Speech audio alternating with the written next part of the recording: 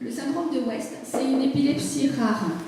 Elle se présente sous forme de spasme. Alors je vais essayer de vous faire un spasme, mais vous allez voir pourquoi on est passé à côté pendant un mois. Voilà un spasme.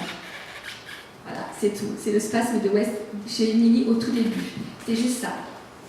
Et donc je courais de médecin en médecin. Et on me disait que juste elle avait un reflux ou elle avait un peu mal. Et donc on l'a gavé de Gaviscon justement.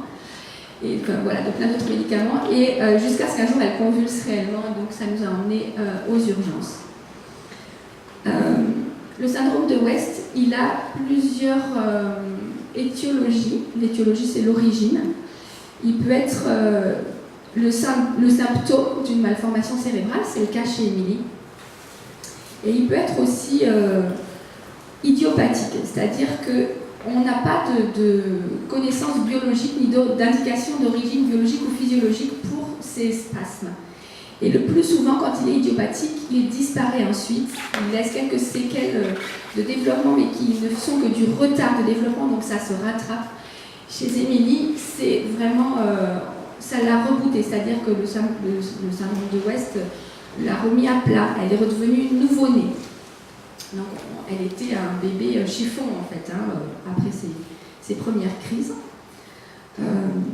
Et le syndrome de West, il a aussi une évolution, il peut avoir une évolution vers une épilepsie plutôt que là. D'abord, il peut se résoudre, comme je vous l'ai dit.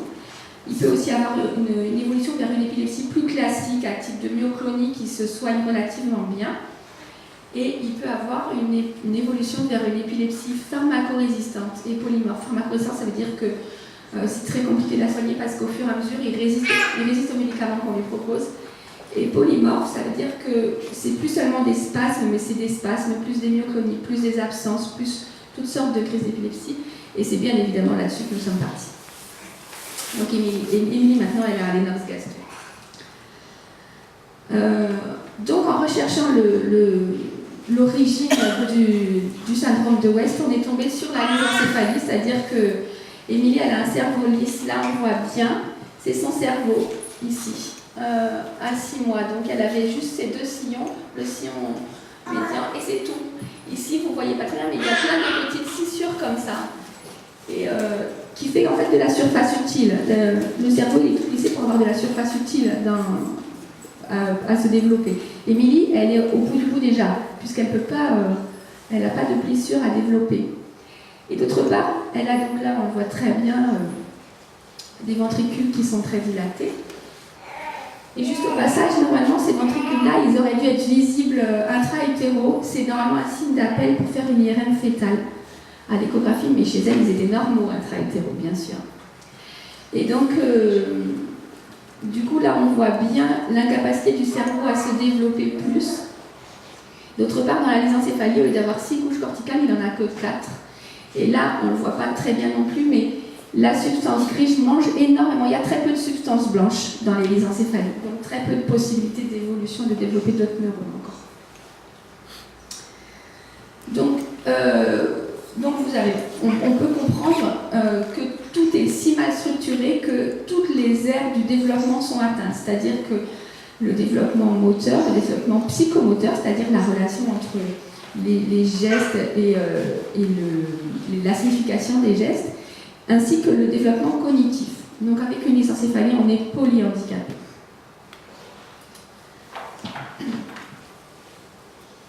Lorsque le corps médical nous a annoncé le très lourd handicap, on a d'abord demandé au médecin qu'est-ce qu'on peut faire. Ils nous ont répondu rien. Alors on n'était pas tout à fait d'accord. Ils nous ont dit qu'il faut l'aimer fort, on l'aimait déjà fort. Donc la procédure, c'est quand même de nous orienter vers le centre médical, le centre d'action médico-sociale précoce, le CAMS. Ça, c'est une structure qui existe depuis une quinzaine d'années en France, le CAMS. Bonjour. Ça s'adresse aux enfants de 0 à 6 ans. C'est la prise en charge précoce. Et c'est pour ça que nous avons été adressés. Il reste les chaises là.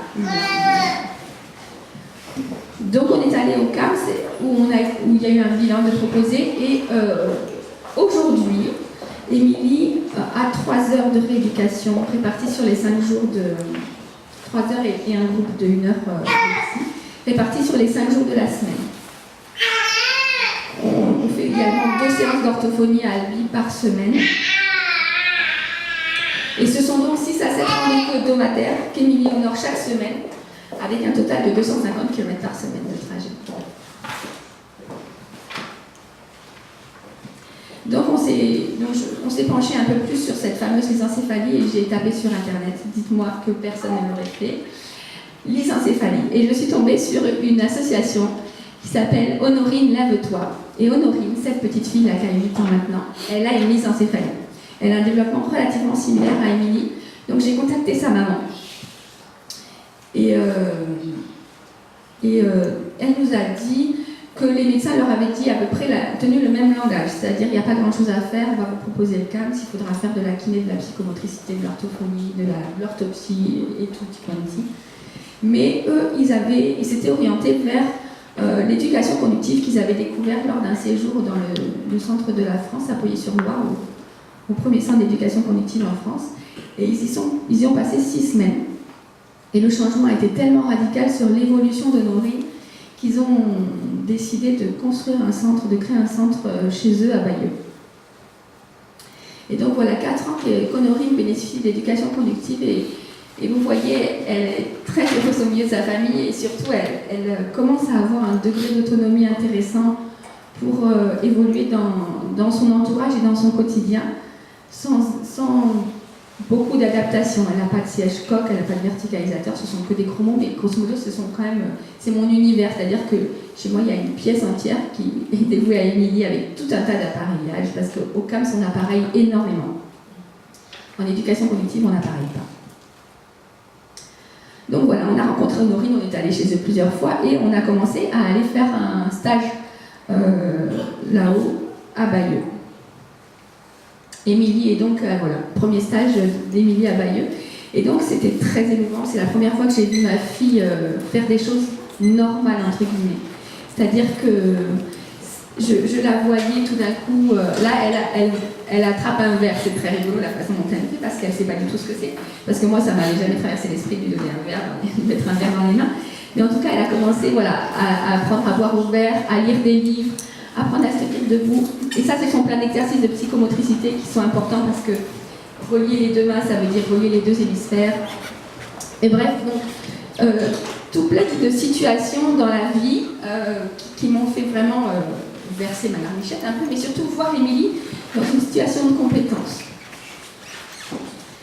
Et quand elle est revenue de ce premier stage à Nîmes, à Bayeux, les professionnels du CAMS eux-mêmes étaient bluffés par son évolution.